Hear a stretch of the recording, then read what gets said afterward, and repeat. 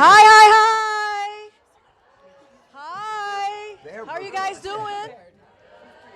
How are you guys doing? How are you guys doing? Well, welcome to the White House. So good to see all your faces. You guys are high school students?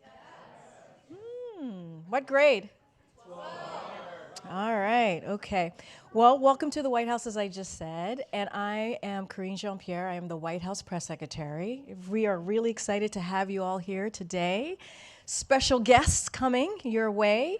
So, let me just start off with this. So you guys are high school students. You're from Maryland and Virginia, right? You're here to participate in a discussion about civic engagement, job creation, the economy, and so much more. That's so exciting. One of the most important ways you can make a difference in your lives, for your families, and in your community is by participating in democracy, finding out what you're passionate about, and learning more about the ways government can affect and benefit your daily lives. And under the Biden-Harris administration, we know that when people are engaged and participating in these types of conversations like we're having today, and when more people pursue careers in public service, like you'll meet some folks, some of my colleagues today, and when young people, like yourselves, engage in issues that matter to them, all of our communities benefit. So thank you so much for being here. We are so grateful that you're here, and we can host so that we can host this important conversation with all of you. And we're really excited to have two co-founders. I'm very excited about this, guys. Of the civic engagement. Oh, I think you guys are excited. Oh my goodness. All right, don't combust here. Just take it easy. Take it easy. Okay, two co-founders of the civic engagement platform, A Starting Point, that's the name, here with us today. And so let's get into it. Please welcome A Starting Point's Chris Evans and also Mark Casson. Got some excited. Hello.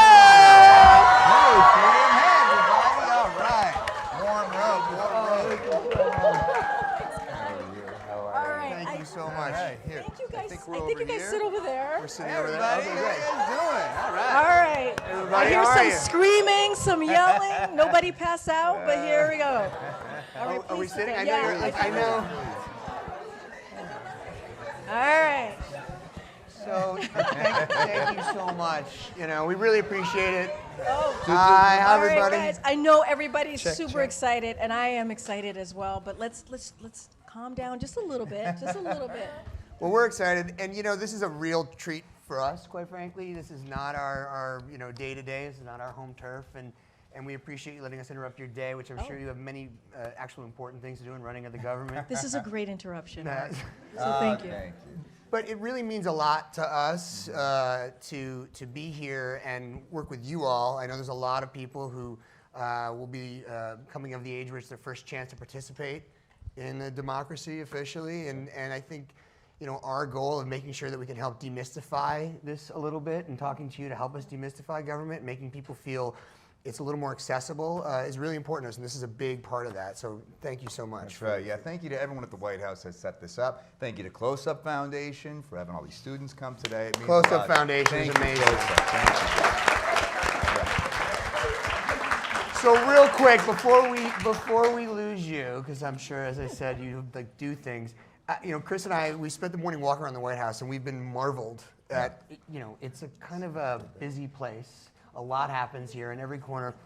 This is going to seem basic, but like, what's a day like for you? How does your day start? What's the average day like for the press secretary? Oh my gosh, that's a good question. I love the giggling that's happening over here. It's so, it's great.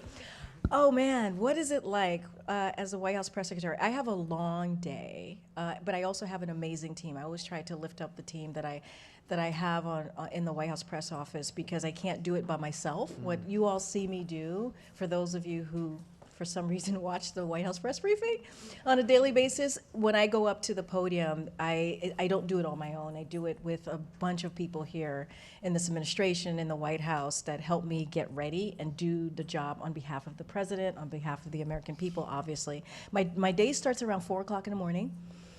Yeah, it's pretty brutal. I'm out. Yeah. What are you doing at 4 o'clock in the morning, 4 a.m. Chris? wake up or 4 Oh, a.m.? 4 a.m. wake up. I wake up in the 4 a.m. hour, and then I just start getting ready. I read in, I get myself together. I leave the house probably around 6 o'clock. I try to get to work between 6:45 and 7:15, and then my first meeting is at 7:30 with my team, and then I have another meeting at 8. I have another meeting at 8:20, and then at some point we start the press briefing prep.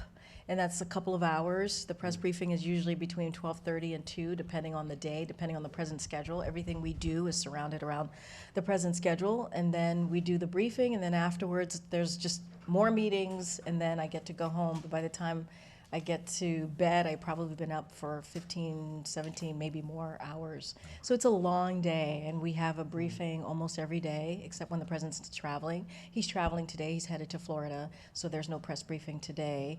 And usually I travel with him probably 90% of the time. I travel with him, and when I'm on Air Force One, we do gaggles.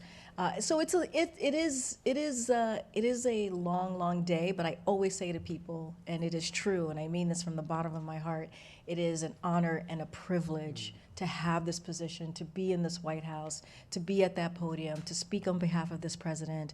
I never thought, even when I was you all's age, when I was in 12th grade, I never thought that I would be White House press secretary. Never. It was never a dream that I thought that I could reach. And now when I see young people, 8 years old, 9 years old, 10 years old, they come up to me and they want to be a White House press secretary. I didn't know what a White House press secretary was at that age. And it is representation. I think representation truly matters. It shows young people in particular that they can be anything that they want to be in life. Well said. So you obviously have the challenge of having to speak to people with different political perspectives than you do. What's the most effective way? I suppose it's not an easy question to boil down to talking points. What's the easiest way to facilitate a productive conversation with someone who disagrees with you? Yeah, it is. It's an interesting time. And he said I can call him Captain America. Captain America. I actually demand it. No, it's a great question. I think we live in a political climate right now where it's difficult. It's difficult to hear each other. It's difficult to have conversations where it's not heated, where where it's not incredibly personal. And one of the things about working for this president is because he comes from that world. And I think I was talking to you a little bit about this right before we walked in, where hearing from both sides is important. He believes in order to govern, in order to be president for all, we need to actually bring both sides into the room. And even when you're talking about an issue that is incredibly difficult, that is very personal, it is important to hear both sides of things. Because the only way that we can move forward, and I think he believes that in his administration and getting things done on the American people, is that you gotta hear the things that you probably wouldn't agree with in order to get those policies moving forward, right? You gotta actually bring folks in the room and put folks at the table who have different opinions, who have different thoughts, so that we can move forward on behalf of the American people. So it is important to have a leader who feels that way, who truly believes that. And I think it trickles down, right? It could trickle down to all of us. But it is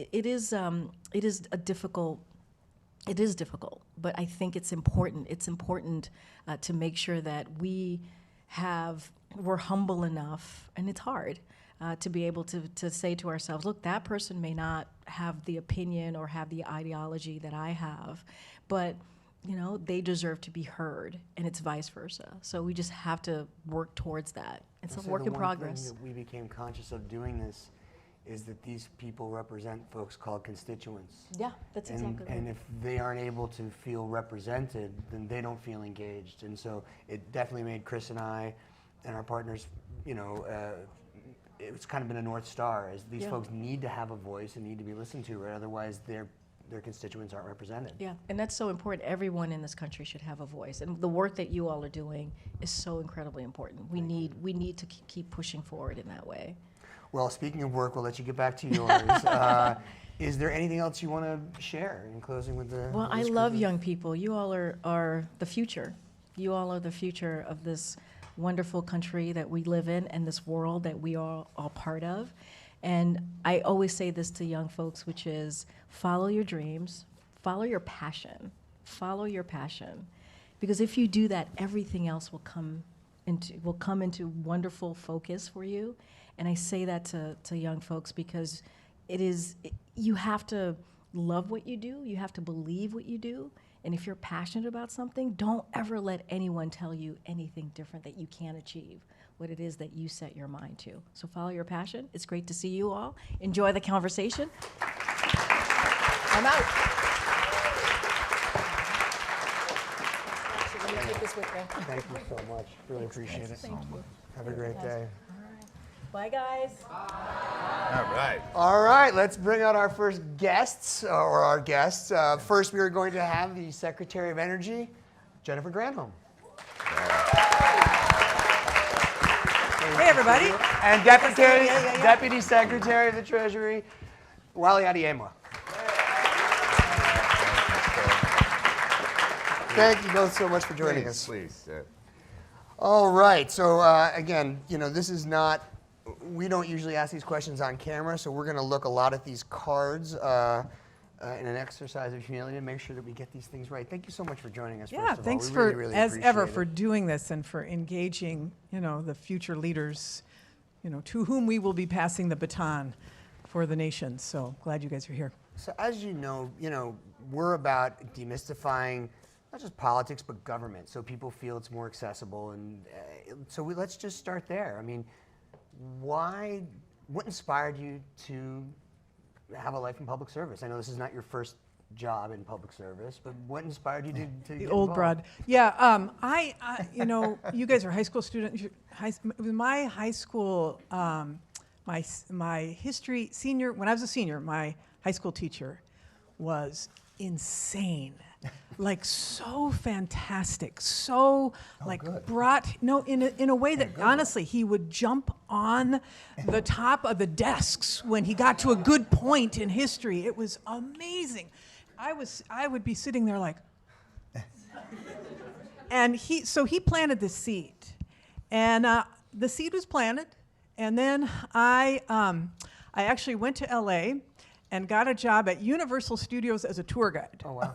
Yes, so I was a tour guide operator, and in between tours, I would sit in the back waiting for my tram to be called, and I started to read philosophy, political philosophy.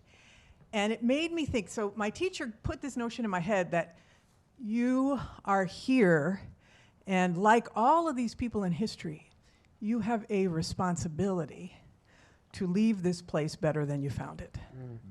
And so in reading these philosophers and the political history, it made me like, forget Universal Studios. I have got to go to college. And in my case, I went to law school after that. And I wanted to be engaged in policy making. So those two seeds were planted for me.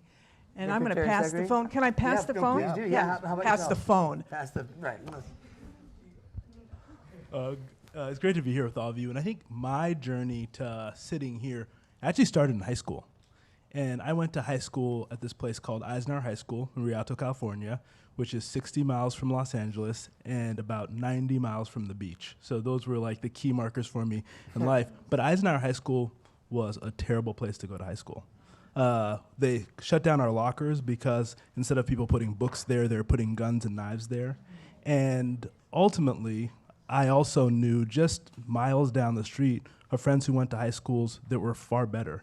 And I was angry about it just because it felt as if where I lived in some ways contributed to the schools that I went to.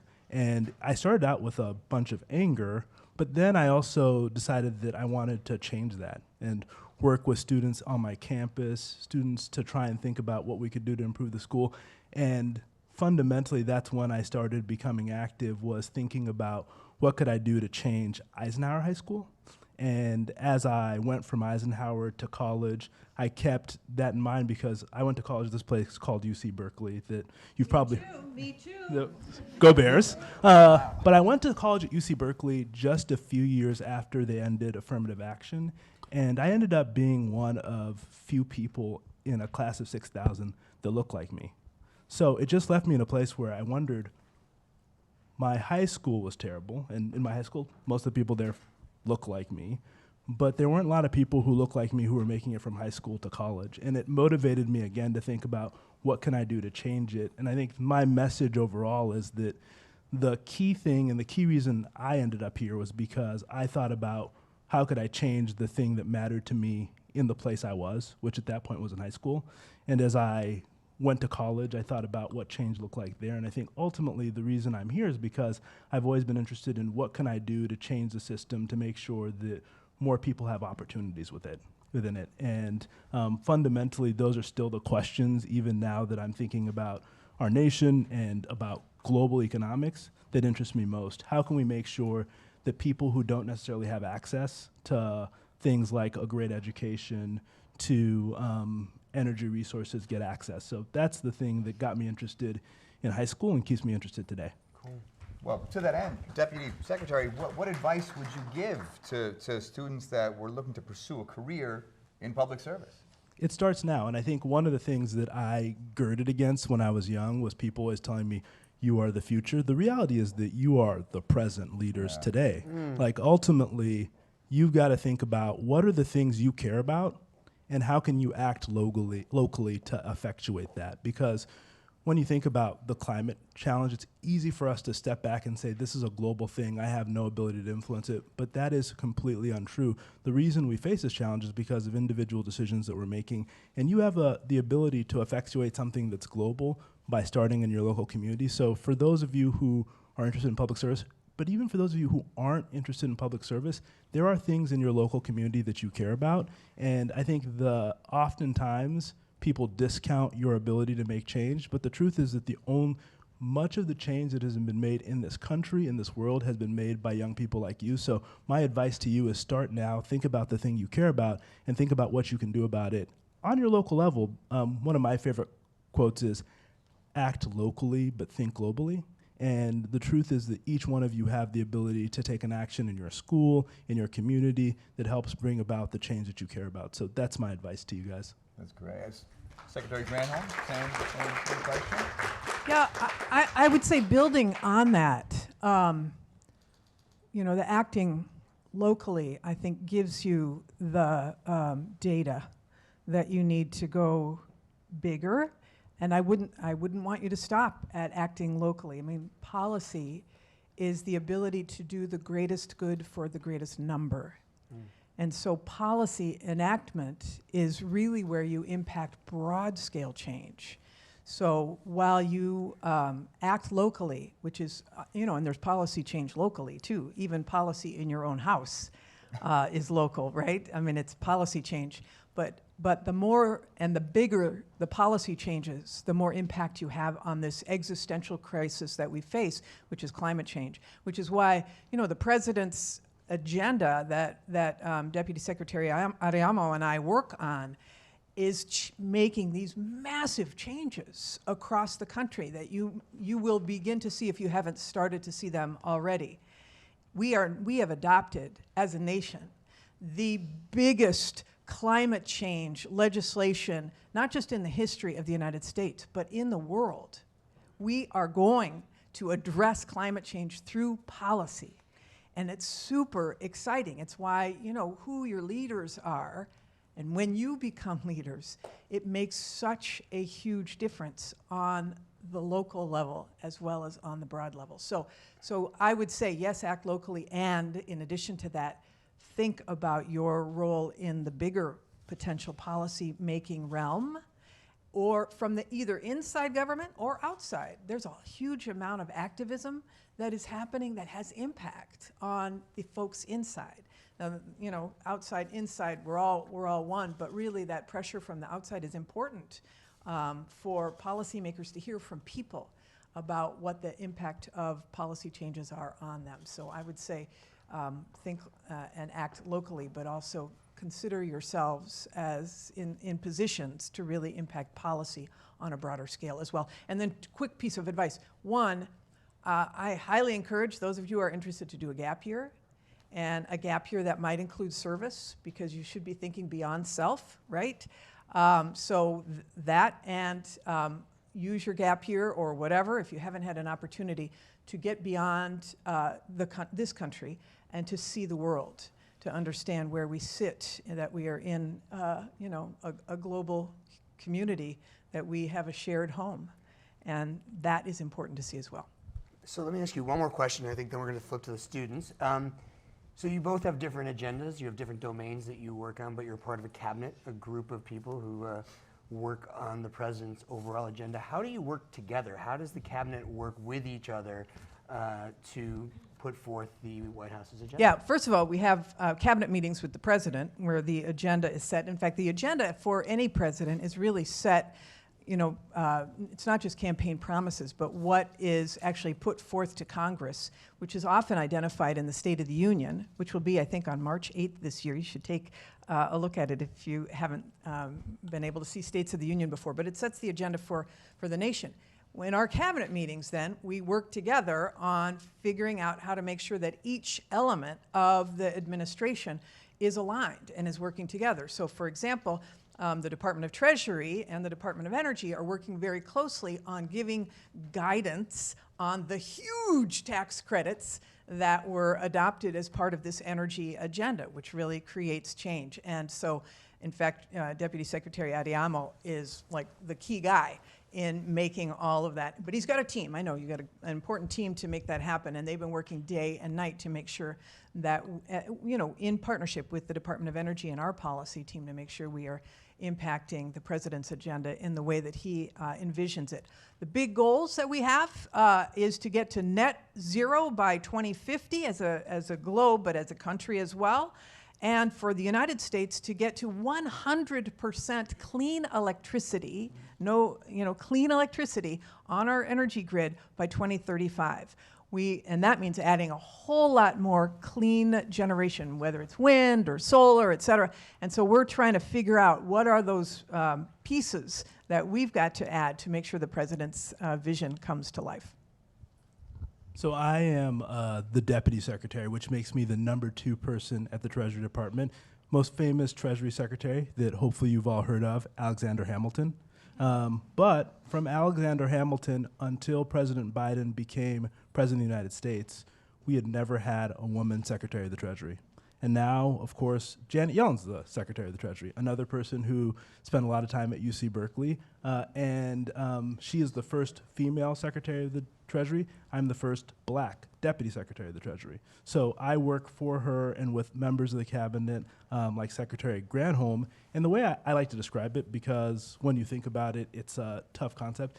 Think about it as like a team. And I don't know if any of you watch football, but I'm a big 49ers fan. And we, of course, Congratulations. Thank you very much. Thank you very much. And As the Detroit Lions. I'm so sorry. So that's all the time we have today. But each one of us play a different position. And the goal is, as a whole team, to implement the president's agenda. My favorite position on the 49ers is not the quarterback or the running back. It's our left guard. He's probably the best player on the team. His job is to protect the quarterback, help lead, and each one in different situations, sometimes the Treasury Department is the left guard, sometimes we're the quarterback, but in each one of the situations, the thing we know as members of the cabinet is that we can't accomplish anything without the other members of the cabinet. For example, on all the clean energy rules that we're putting together, the Treasury Department. My department, we're really expert in helping collect taxes and pay bills and write regulations. But when it comes to the science of climate change, we have to rely on the experts that work for Secretary Granholm. And we work with them very closely. I think one of the things that we've been trying to do is create new clean energy options for Americans. So it's easier for you to put on solar panels, for you to buy clean vehicles. My brother was in the market for a Mustang. And he realized that the reality was that he could buy a cheaper electric Mustang today because of the types of tax credits we're putting out there. But those things were designed in combination between Treasury working closely with Department of Energy, but also the Department of Transportation. So the way to think about it is we're the president's team. He calls the plays, and then our job is to execute against it, and hopefully we execute as well as the 49ers do. That's very cool. Well, look, and also I didn't realize this was going to be a a fundraising session for UC Berkeley, but that's great. That we know that apparently all the good minds come from there. It's good. You guys should know when you apply to college. Okay, speaking of y'all, let's switch to these great folks that the Close Up Foundation has brought here today. I know we have some questions. Let's first hear from Mei Lee. Hi, I'm Mei Lee from Virginia, and I have a question for both of you. In an increasingly climate-conscious world, how are you and your organizations ensuring that the people of all socioeconomic statuses have equal accessibility to renewable and sustainable resources? Well, so much of it comes through the tax policy as well. Thank you for this question. You know, the president is really focused on the people who have not had a voice at the table. And so how do you structure an energy system that makes sure they have access to clean energy resources in a way that doesn't cost them more, right? And so much of this agenda that I am referring to is to really address structural inequities in our energy system. So let me give you one example. The president increased by tenfold the amount of money that we are putting to weatherizing the homes of low and moderate income people across the country. So now people of moderate means can call up their local community action agency and for free have somebody come in, do an assessment, and then put in energy efficient windows, energy efficient appliances, energy efficient light bulbs, saving them up to 30% on their monthly energy bills. A lot of poorer homes are not insulated. And so they end up turning up the heat and heating up the neighborhood, but not having that heat stay in the home. And so making sure they've got a good building envelope, as we call it, insulation, to keep that heat or cool, depending on where they are inside, is just one example. There's a whole slew of bills that were passed and signed into laws now, that really are try to elevate the opportunity of people of lower incomes to be able to do that. And this is true as well with inequality that for poorer communities and communities of color, but we can talk about that in a second. So a big part of this from our standpoint in the Treasury Department is making sure that we're getting information to people, because I think one of the things that often happens is underrepresented communities, young people, people who aren't used to going to the Treasury website or the Department of Energy website often don't find out about the things that we're providing to them that can help them save money on doing things like buying a new car, installing solar panels on your home, or doing all kinds of other things that can help us address climate change. So a big part of what we're doing at the Treasury Department is trying to focus on what I call the last mile challenge, which is making sure that the information that we have and all of the historic incentives that we've passed in the Inflation Reduction Act and all the things we've done get to people who need it the most in these communities. One of the biggest challenges for communities, which I would call energy communities, communities that have historically helped produce things like coal or other fossil fuels, and making sure that they have the ability to benefit from the transition, as well as people getting jobs. I think one of the things the president always says is when he thinks climate change, he thinks jobs, because he knows that it's going to take people doing the work to help make this transition, but we want to make sure those jobs go to the people who need them in those communities, and we've been laser focused on making sure that those communities understand these incentives, and that we're not only creating jobs, but we're creating well-paying jobs. So one of the things that they've done in many of the provisions is put in place something called a prevailing wage incentive, which means that it's going to give companies an incentive when they're creating a new factory to build solar panels, for example, to pay people a wage that is fair and competitive. But I think one of the things that we're trying to do and trying to get to local communities is more information about these credits. That's why things like the Climate Jobs Corps that the president announced, which gives young people like you the ability to go into your communities and help get this information to them, is important to us in order to make sure that the people who need to benefit from these kind of things have access to the information they need. Great. I think the next question is from Gina. Gina had a question for Secretary Granholm. Hi, I'm Gina. I'm from Henry Wise High School, Upper Marlboro, Maryland, and I'm happy to be here. My question goes to Secretary Granholm. How can federal policies address the disproportionate, I'm sorry. How can federal policies address the disproportionate impact of climate change on minority communities and promote resilience, taking into account the environmental justice concerns specific to these communities? Yeah, thank you so much for this question, because this is really the first executive order that the president signed was something that ensured that 40% of all the investments in the clean energy economy go to disadvantaged communities. And so that means all of the departments have to figure out, all right, how do we make sure that we are implementing this executive order? How do we call ourselves to account for that? So for example, in the Department of Energy, we want to make sure that we put out a lot of money for projects. Maybe it's building solar panels or wind turbines. Maybe it's geothermal, the heat beneath your feet. Maybe it's making sure we remove carbon dioxide from the atmosphere. All of these projects are bid out, essentially.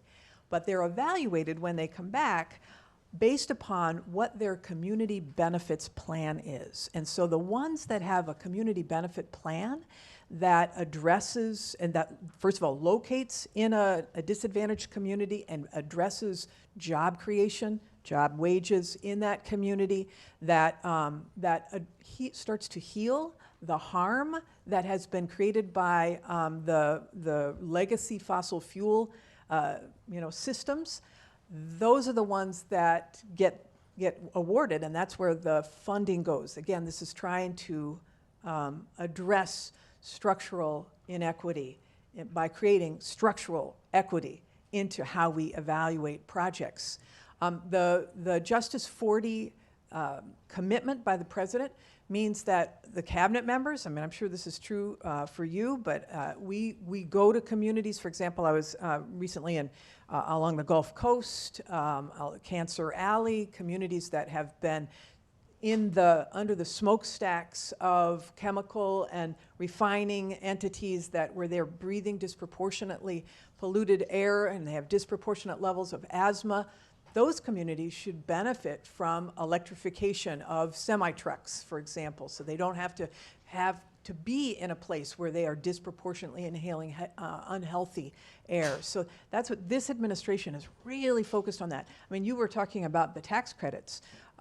There's a tax credit that was signed into law. It's called a low-income adder.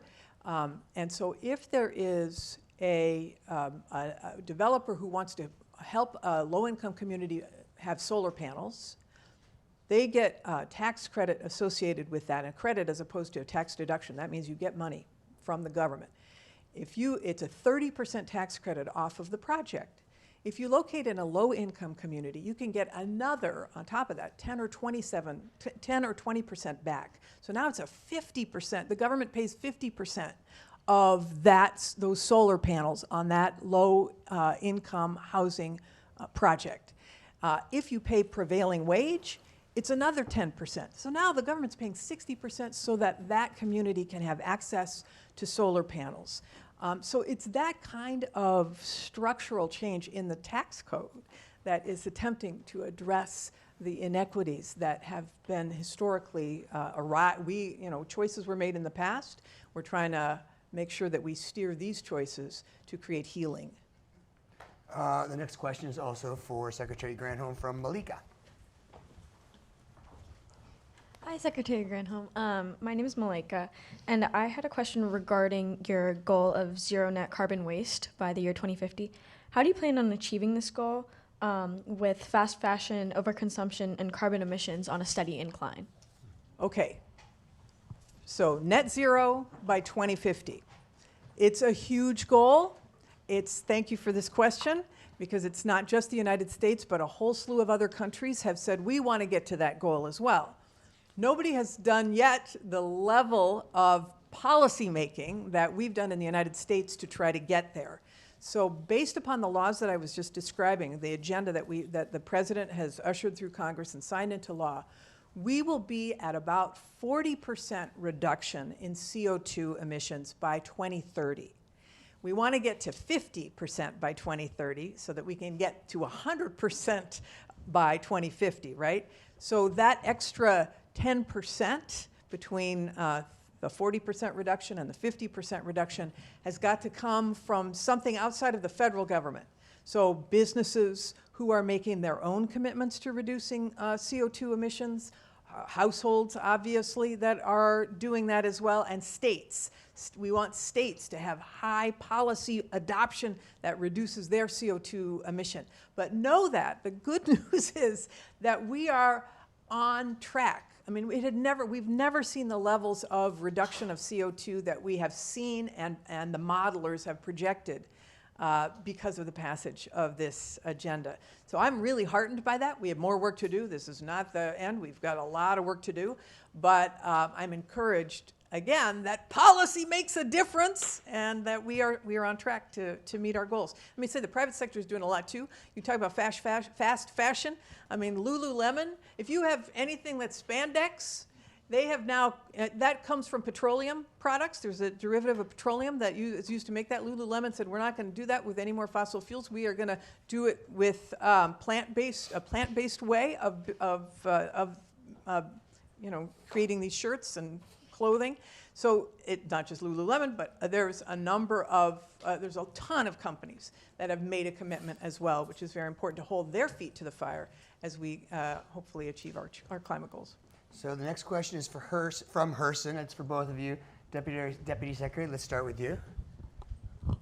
Hello, my name is Herson Amaya, and I attend Dr. Henry A. Wise High School located in PGCPS, Upper Marlboro, Maryland. And my question today is for you all, Secretary Granholm and Deputy Secretary Adeyemo. In the context of the administration's economic plans, how are efforts being made to create new job opportunities for younger people from our generation, particularly from emerging industries? So let me ask you a question before I answer the question. How many of you know exactly what you want to do for a living? Put up your hand. Whoa, that's crazy. That is amazing because when I was your age, I had absolutely no clue. I, of course, told my parents and anyone who listened I was going to be a doctor, but I took one class. I went to the first day of organic chemistry, and that was over for me. And I took time to search, but I think more than anything, the thing that we're very interested in the administration is creating opportunities for people, because we may not even know what the jobs look like when you get out of school, but we want to give you the opportunity to do those jobs of the future. For some of you, and many of you, that might include college, going to places like UC Berkeley. But we know that, just putting in an ad there. Wow, we're really pushing that one today. But for others of you, it may mean going to a technical school, getting a 2-year education. Fundamentally, the thing the president, we're interested in administration, is making sure that whatever choice you make, you're able to do it in an affordable way. And as you all start to prepare for college, you're noticing that the bills for that is going to be quite high. And I think one of the things the president's committed to is taking steps to try and relieve the debt pressure on students who are in school today in order to give you the opportunity to go out and get an education to do the jobs of the future. I think one of the things we're the most proud of in this administration is that we've created a historic amount of jobs. And the truth is, we can't wait for you to get out there and do some of the jobs that exist today, because that's going to be the key to us being able to meet our goals going forward, be it creating new plants that are going to build the next cutting edge type of solar panel that we're going to put on houses, to thinking about artificial intelligence, to thinking about cybersecurity. These are all places where we need you to get out there right away. But the key is to create educational opportunities for you. And not each one of those require you to go to college. There are plenty of well-paying jobs in America that allow you to go and make a good living and to build a career without going to college. And our goal is to make sure that you have plenty of those opportunities going forward. And that comes from the kind of legislation that we pushed. I'm so impressed by all of you who know exactly what you're going to do for a living today, because I still don't know what I'm doing next after this. And what we want to do is make sure that as you start that first career and think about that next career, you have the opportunity to make those transitions with government support, because ultimately the thing that makes the American economy work is people like you who are out there doing innovation. So our goal is to make sure that we empower you to do that as much as possible. Okay, let me just follow up. Of those of you who seem to know what you want to do, how many of you are interested in addressing the climate challenge? What do you want to do? I want to work in public policy. I considered working in environmental law. Okay, environmental law, awesome. here in this clean energy economy, there are all kinds of jobs for all kinds of people in all pockets of America.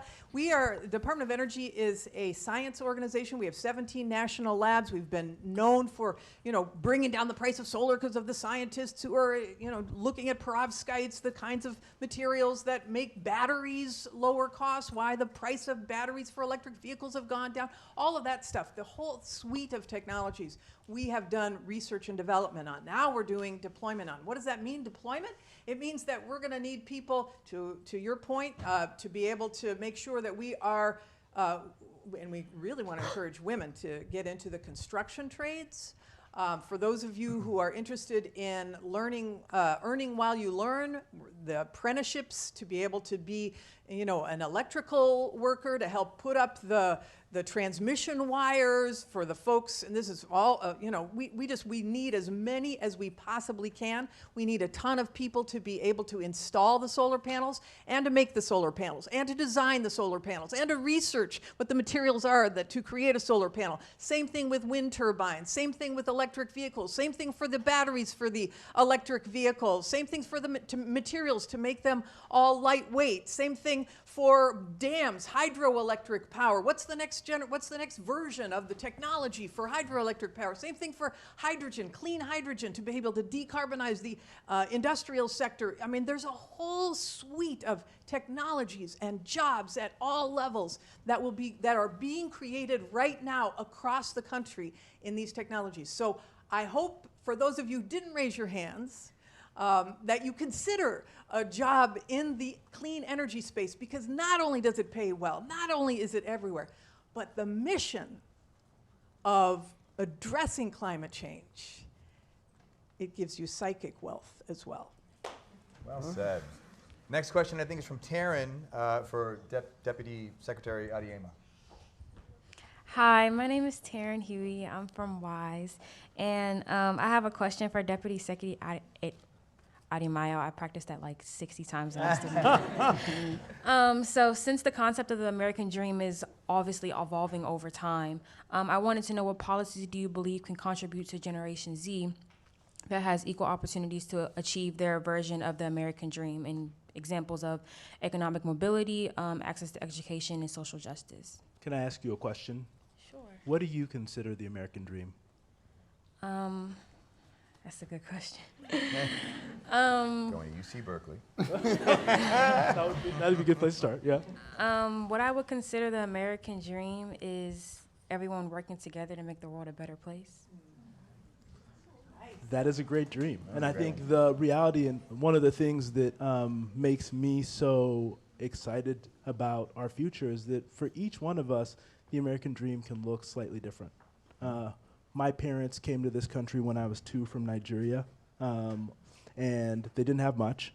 And ultimately, my dad was an educator, my mom was a nurse. They built a good life, raised 3 kids in America, were able to send us to school, and it gave us an opportunity to, many of us, my sister and I, both went into service because we saw how important that was to them.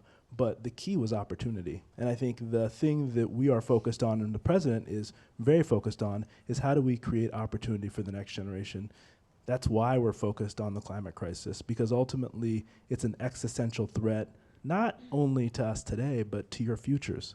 And by making these investments today, it not only allows us to deal with that crisis and to make sure you have the ability to fulfill those dreams you have, if it's to be an environmental lawyer, or if it's to be a doctor, or if it's to go and work in construction or to work in a lab. Ultimately, that's going to require us to address that crisis, but also to be in a place where we answer some of, I think, the basic questions that I had when I was your age. And that was, what am I going to do and where am I going to live? And providing people with opportunities to solve that by giving you access to education at an affordable rate is a big piece of this for us. And that's why the president has proposed making community college something that people can go to for nearly for free.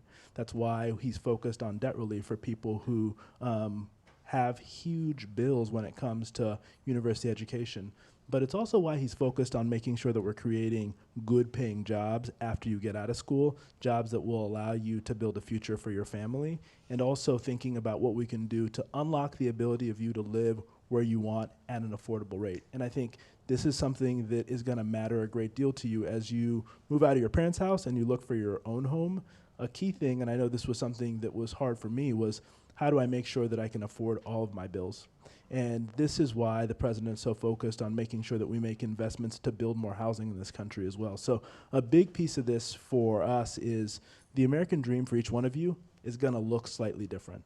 But that's what makes this country great, because the fact that you have the ability to have slightly different dreams, and what we're doing as government is giving you the opportunity to live those out, is exactly what we're focused on in trying to push forward the Inflation Reduction Act, the work we're doing on infrastructure. And the key is going to be that each one of you, as you think about what your dream is think about how you in your communities can help contribute to unlocking the ability of other people to live their dreams as well. That's why I thought your answer was so excellent. So thank you for sharing. Appreciate it. We have one last question for Deputy Secretary Auriemma from Nyla. Hi, my name is Nyla Smart, and I'm from Maryland. So my question to you, Deputy Secretary Auriemma, is the national debt is a growing concern. So how would you propose addressing and managing the national debt, and what potential impacts do you foresee for Generation Z in terms of economic stability, future opportunities, and the ability to address pressing issues like climate change and social inequality? I appreciate that you asked that question, because I think ultimately it speaks to this idea of the American dream and making sure that we preserve opportunity for all of you. And that's why the president's focused on it as well. And what he has said is that we've got to make investments in you today, investments like dealing with climate change, the Inflation Reduction Act, investments in fixing our infrastructure. And oftentimes when people think about infrastructure, they think about the roads they drive on or the bridges. But the thing the president thinks about is there's also digital infrastructure, putting down the lines that allow you to get access to the internet and high-speed internet. Before taking this job, I lived on the south side of Chicago. And when the pandemic hit, they sent all the students home. The problem that you had for a lot of kids who lived in the neighborhood where I lived was they didn't have two things. They didn't have an iPad at home that they could use to get on the internet. And two, they didn't have access to high-speed internet because their houses weren't wired for it. So the president's focused on making sure that students who live in places like the south side of Chicago, but also students who live in rural communities, have access to things like the internet that will help them be able to productively contribute. But we've got to do those things and make those investments while also paying our bills. And the way that he wants to do that is by modestly increasing taxes on people who have done the best over the last several years, on the wealthiest Americans, people who make over $400,000, and also on corporations, at a level that will allow them to still make money and invest in the economy, but will help us make our debts more sustainable over time, in order to make sure that when you, the people in this room, are sitting in these seats, you have the resources you need to continue to invest in the next generation in the way that we're doing right now.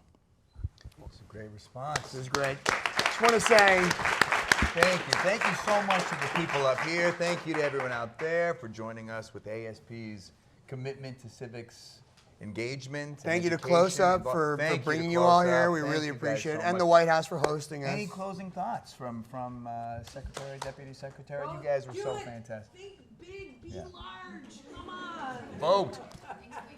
Should Yeah, we take thank a you big- guys so much. Can we take a picture? Yeah. Sure. You have the longest Thank you, arm. guys, Thank so you. That was really awesome. You were fantastic. You were fantastic. Thank you so much. You're gonna take a. Yeah. How do you How want do to do you- it? How do we do this? I How do we do think it? we do it like This way. this, right? Right. Oh, yeah, maybe that's better? Yes. Actually, That's a good question. yes. Thank you. God, look at that. You know what? All right, let's go. Photo. Okay. Ready? 1, 2, 3. We're getting photo, Mom. There we go. Got it. Thank you guys very much. Thank you guys so much. Thank you, everybody.